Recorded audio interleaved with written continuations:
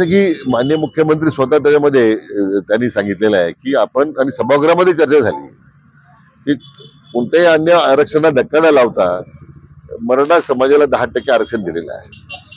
आता त्यांची जी मागणी सगळ्या सोयऱ्याच्या संदर्भातली काहीतरी आहे तर मला वाटतं मुख्यमंत्री त्या संदर्भात चर्चा करतायत. मला वाटतं तो योग्य तो मार्ग निघेल अशी अपेक्षा आहे. साहेब, महसूल कर्मचाऱ्यांचा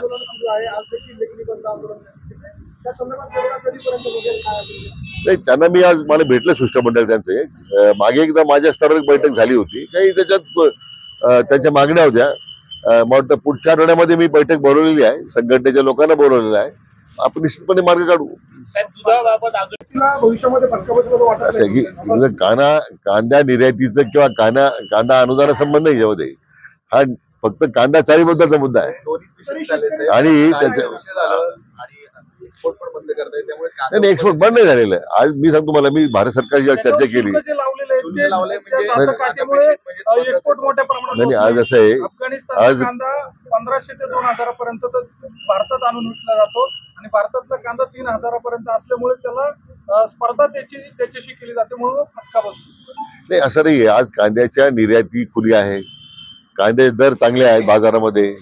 सरकार पूर्णपणे आजही मी आपल्याला सांगितलं पाहिजे, भारत सरकारशी चर्चा करताना जी आजही 5 लाख मेट्रिक टन कांद्याच्या निर्यातीसाठी मागणी आहे आणि आपण तो कांदा पुरू शकत नाही.